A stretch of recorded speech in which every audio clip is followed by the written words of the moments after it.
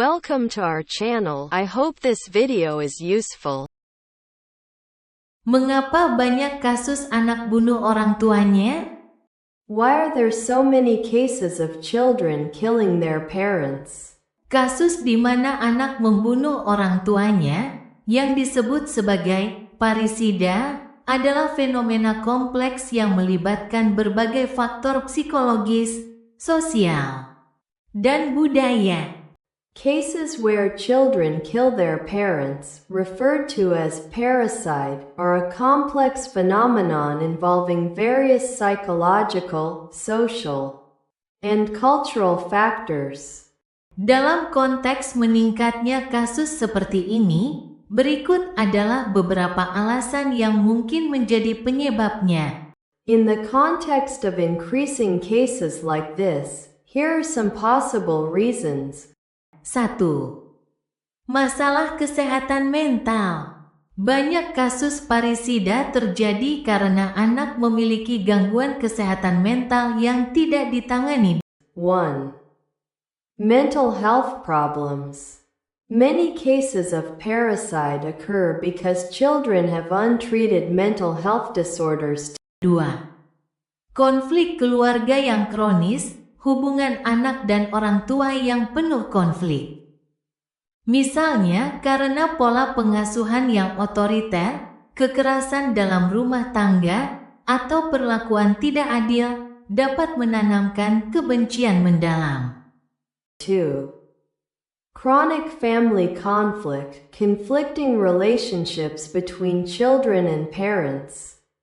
For example, due to authoritarian parenting, domestic violence, or unfair treatment can instill deep hatred. Anak merasa tertekan atau terpojok akibat ekspektasi tinggi, kritik berlebihan, atau perasaan tidak diterima. Children feel pressured or cornered due to high expectations, excessive criticism, or feelings of not being accepted. 3. Pengaruh narkoba atau alkohol. Penyalahgunaan zat terlarang dapat merusak kemampuan berpikir jernih, memperburuk emosi, dan mendorong tindakan agresif. 3. Influence of drugs or alcohol. Substance abuse can damage the ability to think clearly, worsen emotions, and encourage aggressive actions. 4. Krisis identitas dan pengaruh lingkungan sosial.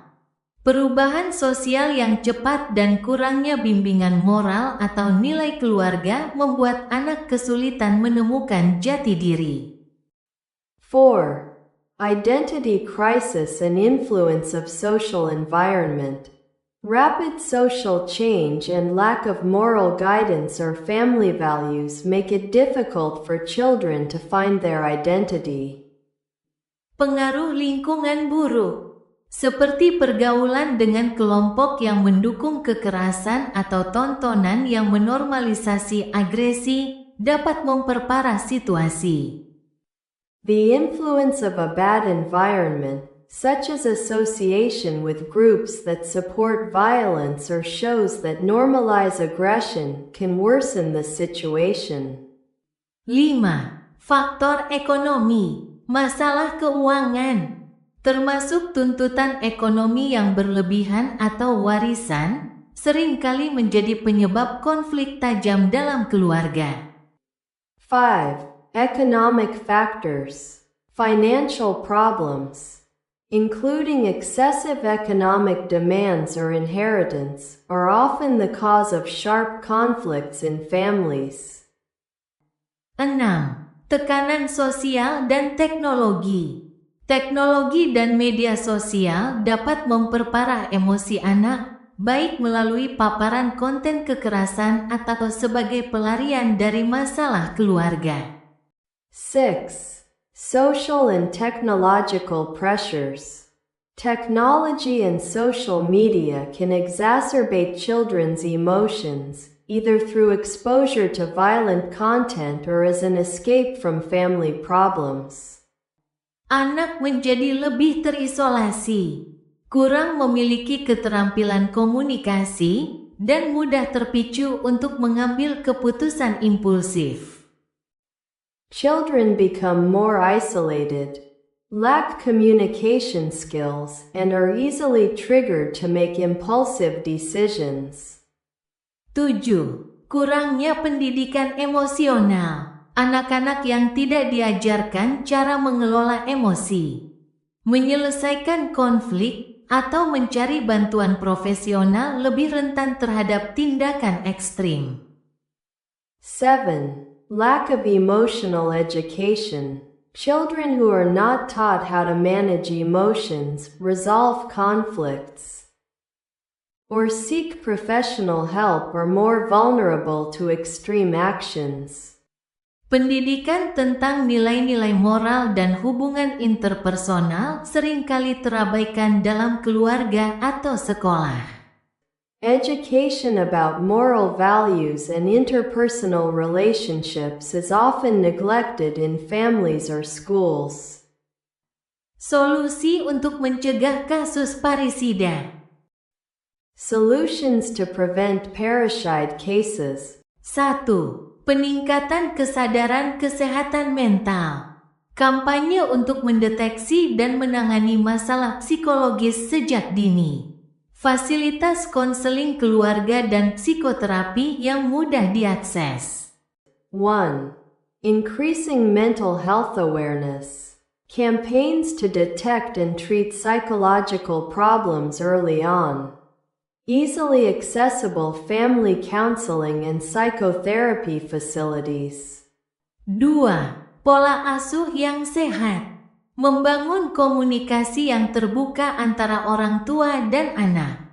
Menghindari pola asuh yang terlalu keras atau permisif. 2. Healthy parenting. Building open communication between parents and children. Avoiding parenting that is too harsh or permissive. 3. Pencegahan konflik ekonomi. Transparansi dalam pembagian tanggung jawab ekonomi dan warisan. 3. Preventing economic conflict. Transparency in the division of economic and inheritance responsibilities. 4. Kontrol terhadap media dan pengaruh sosial. Pengawasan konten yang dikonsumsi anak di media sosial atau platform digital. 4. Media and social influence control. Supervision of content consumed by children on social media or digital platforms. Dorongan untuk kegiatan positif yang memperkuat hubungan keluarga. Encouragement for positive activities that strengthen family relationships. Fenomena ini adalah peringatan bagi masyarakat untuk lebih memperhatikan kualitas hubungan keluarga, kesehatan mental, dan dukungan sosial. This phenomenon is a warning for society to pay more attention to the quality of family relationships, mental health, and social support. Kolaborasi antara keluarga, institusi pendidikan, dan pemerintah sangat diperlukan untuk mencegah terulangnya tragedi serupa. Collaboration between families, educational institutions, and the government is essential to prevent similar tragedies from recurring. Terima kasih telah menonton video ini. Silahkan klik like dan subscribe untuk menonton video yang lainnya. Thank you for watching this video. Please click like and subscribe to watch other videos.